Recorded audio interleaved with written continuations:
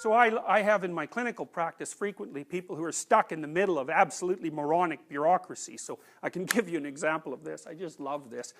One of my clients who worked for a large corporation, who's a pretty sensible woman, she was being driven mad by the political correctness that had infected the organization. And she sent me a 32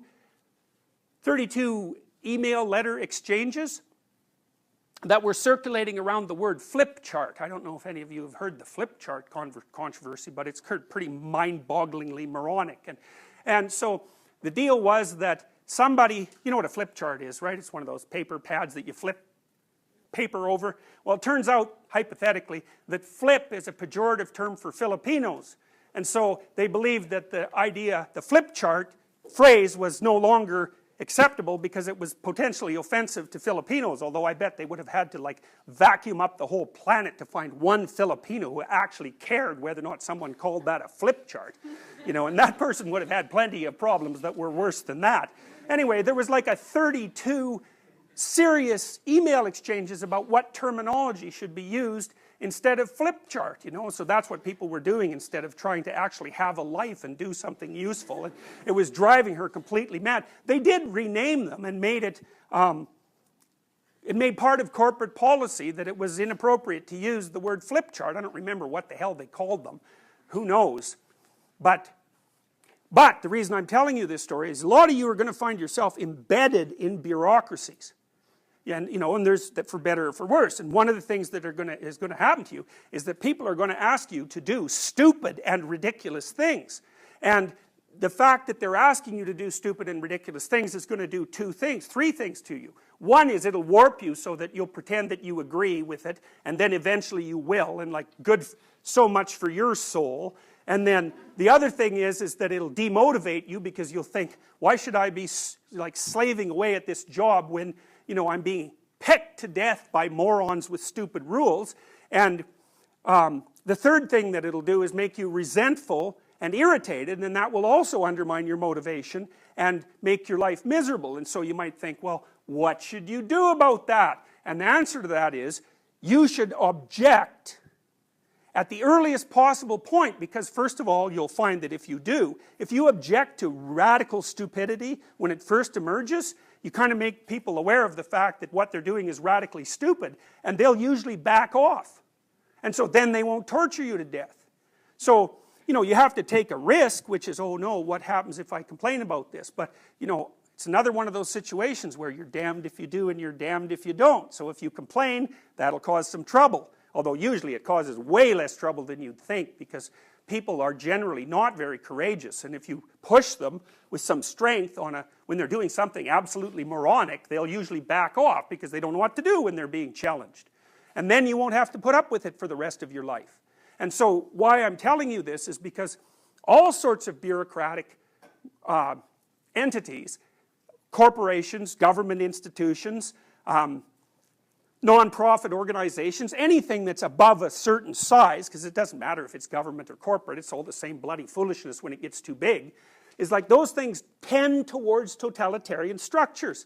It's part of the innate danger that's associated with social organization. And so then you might say, well, how do you keep the enterprise that you're part of alive and dynamic, and also keep it a place that a sensible person who's got a proper orientation could stand to work? And the answer is, do not do things you know to be stupid. Stand up and say, look, that's dumb, I'm not doing it. And if they ask you why, then you can say, well, A, I think it's stupid. B, if I do it, I'm going to get irritated and resentful. And also, if I do it, it's going to decrease my motivation. So I'm not doing it. And then if they push you too hard, it's like, hey, it's time for a different job. And that might be the best thing that ever happened to you, because if the structure you're in is going in that direction, and you can't stop it, it's like, get the hell out of there and find something else. So it's not that hard to find a job when you already have a job. That's another thing to keep in mind too. You know, whenever you're working, and you will be, especially in the world of today where jobs are relatively uncertain, is you should always have an escape route planned. And it should be active, because if you don't have an escape route and you can't get away, you can't say no. And if you can't say no, you can't bargain. And if you can't bargain, you're a slave.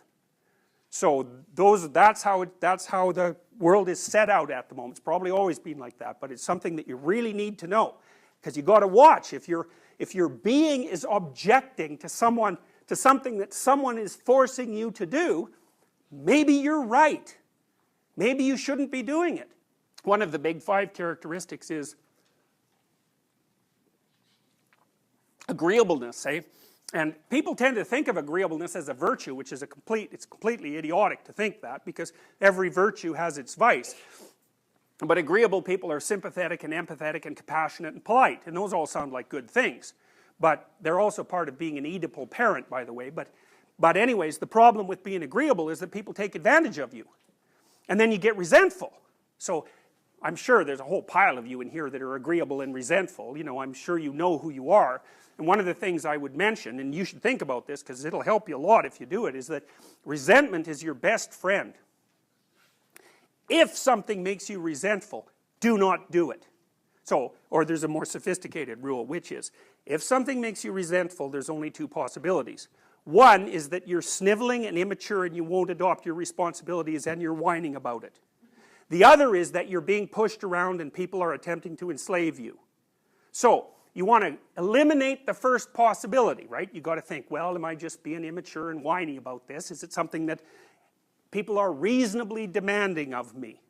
And if you think that through, and maybe you talk to some people about it, and you think, no, this isn't reasonable, then the resentment is telling you, act. Act. Because otherwise, that's what you'll be. You'll end up 15 years, especially if you're married or something like that, with 8,000 things you're resentful about, and then, you know, you'll be in some kind of painful divorce that lasts for 10 years. So, better to nip it in the bud. If someone is after you to do something, and you don't feel like you're getting proper regard or proper response, or you don't think it's fair, it's like, have some courage and get a hold of your anger and use it. Doesn't mean you're right, but at least it means you can push the person hard enough so they have to engage in a dialogue with you. And you know, these are necessary skills. Like, if you cannot do this, you have to be able to say no to negotiate. You have to be able to say no, so you always want to put yourself in a position where you can do that. That's part of power.